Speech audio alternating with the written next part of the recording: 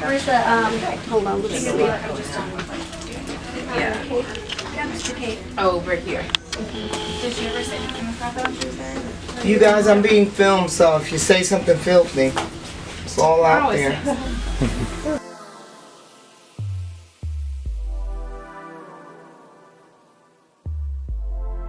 The fashion industry is a $1.2 trillion industry globally, and annually, the United States spends over $250 billion on fashion. From Fendi to Forever 21, this industry is continuously pumping something new. Whether it's models, magazines, media, or even moccasins, fashion is the center of many of our worlds. But where do we fit? According to research done by FashionSpot.com, the Fashion Week report for Spring/Summer 2017, only 25.4% were models of color.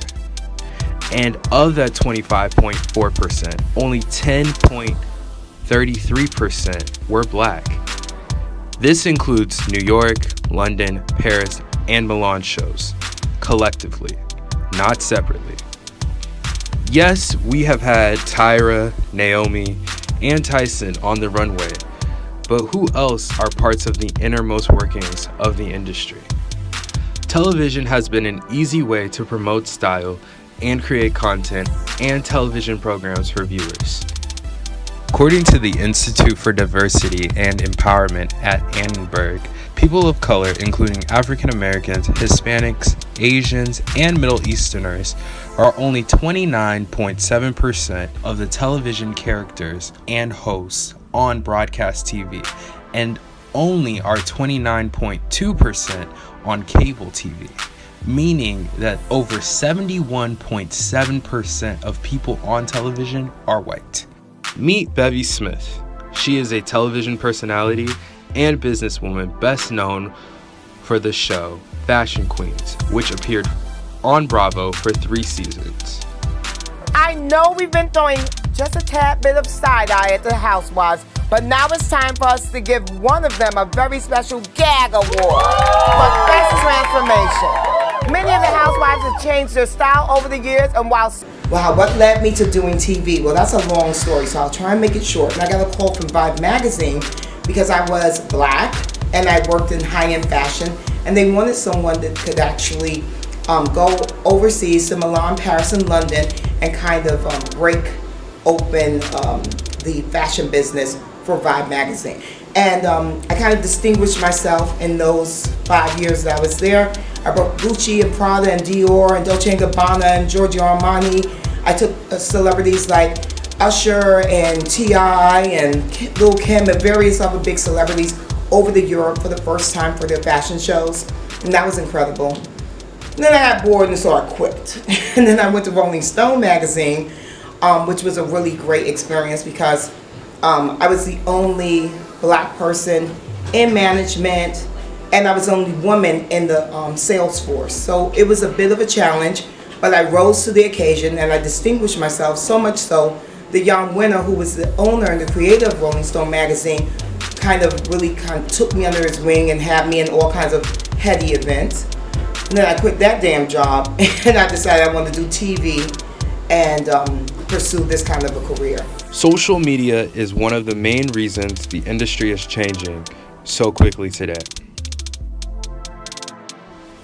AJ Gibson is the Associate Manager of Social Media at GQ and GQ Style.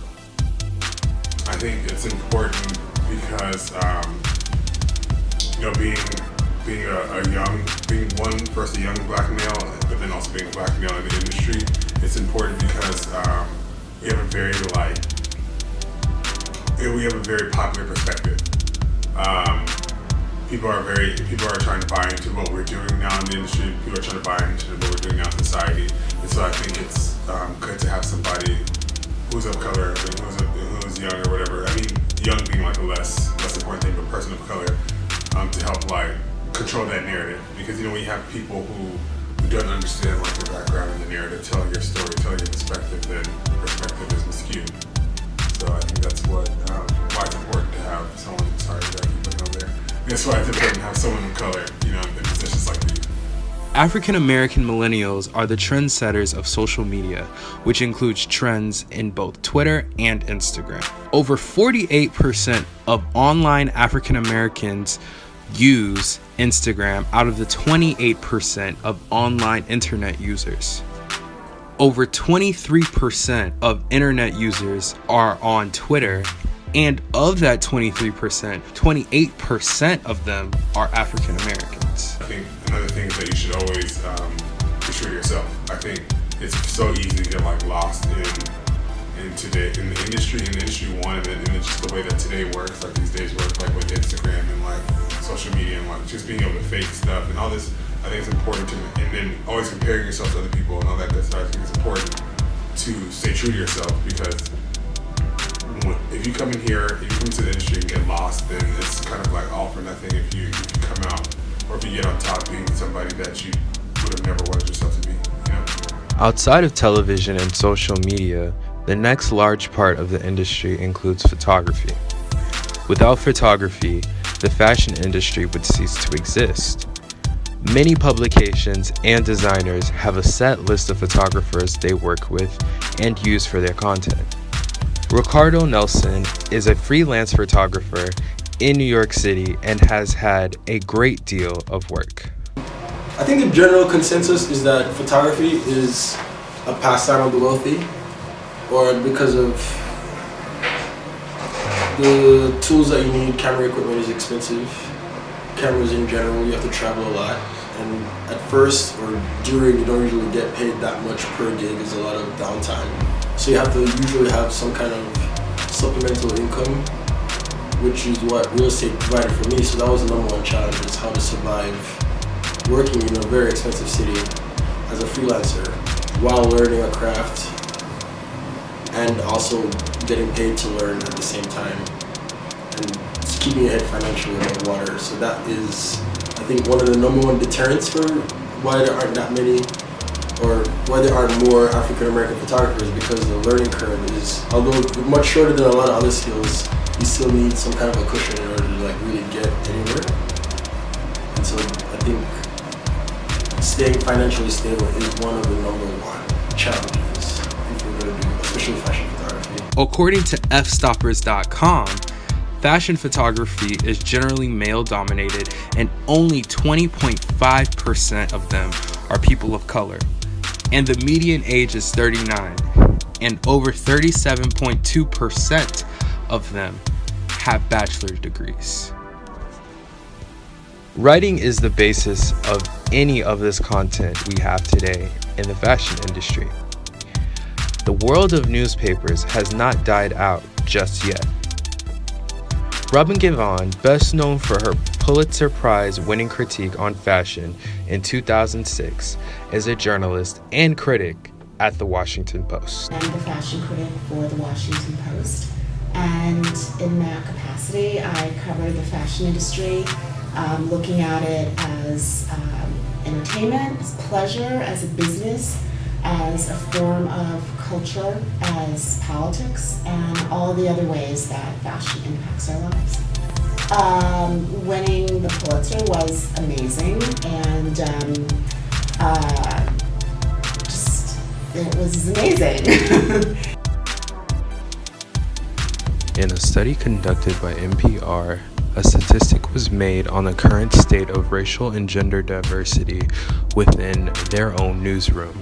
The breakdown included that African Americans only counted for 8.8% of the newsroom, and that the gender split is now 43% male and 56.2% female, making females the majority.